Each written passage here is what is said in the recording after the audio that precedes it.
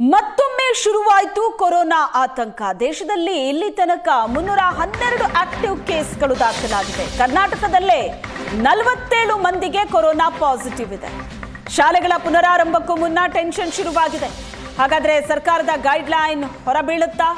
CM ಜೊತೆ ಆರೋಗ್ಯ ಸಚಿವರ ಮೀಟಿಂಗ್. ನಾಳೆ ಸಭೆಯಲ್ಲಿ ಗೈಡ್ಲೈನ್ ಸಾಧ್ಯತೆ ಇದೆ. ಮಕ್ಕಳಿಗೆ ಮಾಸ್ಕ್ ಕಡ್ಡಾಯವಾಗಿ ಜಾರಿಯಾಗುತ್ತಾ?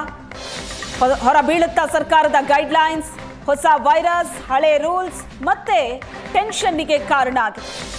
ಕೋವಿಡ್ನ ಆತಂಕ ಈಗ ಮತ್ತೆ ಜಾಸ್ತಿ ಆಗ್ತಾ ಇದೆ. ನಾಳೆ ಒಂದು ಸಭೆ ಇದೆ. ಆ ಸಭೆಯಲ್ಲಿ ಗೈಡ್ಲೈನ್ನ ಬಗ್ಗೆ ಒಂದು ನಿರ್ಧಾರಕ್ಕೆ ಬರೋ ಸಾಧ್ಯತೆ ಇದೆ. ಯಾಕಂದ್ರೆ ಮಕ್ಕಳಿಗೀಗ ಶಾಲೆ ಪುನರಾರಂಭ ಆಗ್ತಾ ಇದೆ. ಈ ಹೊತ್ತಿನಲ್ಲಿ ಕೋವಿಡ್ ಆತಂಕ ಎದುರಾಗಿದ್ದು ಮತ್ತೆ ಗೈಡ್ಲೈನ್ಸ್ ಅನ್ನ ಹಾಕತ್ತಾ? ಹಾಗಾದ್ರೆ ಸರ್ಕಾರ ಮಾಸ್ಕ್ ಕಡ್ಡಾಯ ಮಾಡುತ್ತಾ? 312 ಕೇಸು ದೇಶದಲ್ಲಿ ಆಕ್ಟಿವ್ ಇದೆ. ಕೋವಿಡ್ ಭೀತಿಯ ಮಧ್ಯೆ ಶಾಲೆಗಳ ಆರಂಭ ಆಗ್ತಾ ಇದೆ. ಶಾಲೆ ಆರಂಭಕ್ಕೂ ಮುನ್ನ ಮತ್ತೊಂದು ಸಭೆ ನಡೆಸೋದಕ್ಕೆ ಮುಂದಾಗಿದೆ ಸರ್ಕಾರ. ಏಷ್ಯಾನೆಟ್ ಸುವರ್ಣ ನ್ಯೂಸ್ಗೆ ದಿನೇಶ್ ಗುಂಡೂರಾವ್ ಹೇಳಿಕೆ ಕೊಟ್ಟಿದ್ದಾರೆ.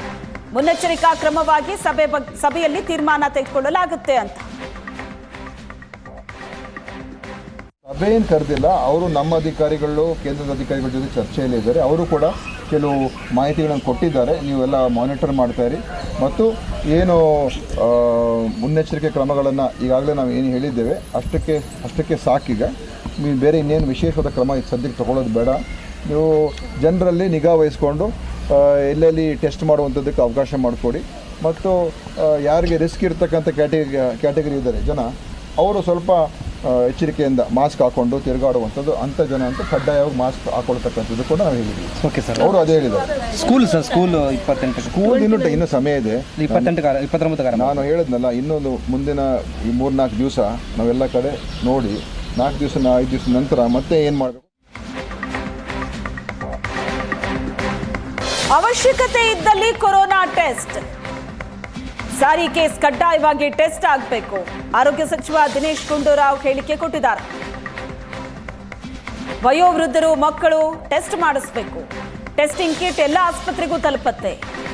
5 ದಿನ ಪರಿಸ್ಥಿತಿ ನೋಡಿ ಮುಂದಿನ ನಿರ್ಧಾರ ತೆಗೆದುಕೊಳ್ತೀವಿ ಅಂತ ಹೇಳಿಕೆ ಕೊಟ್ಟಿದ್ದಾರೆ.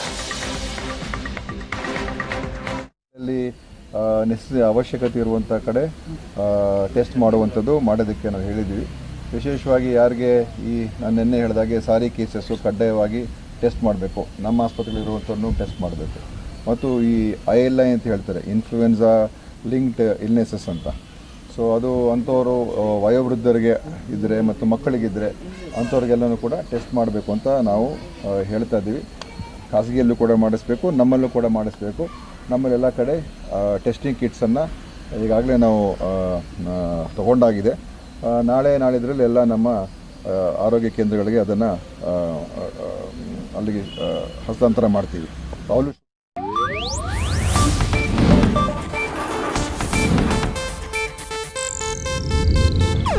ಇದು ಏಷ್ಯಾನೆಟ್ ನ್ಯೂಸ್ ನೆಟ್ವರ್ಕ್ ಪ್ರಸ್ತುತಿ.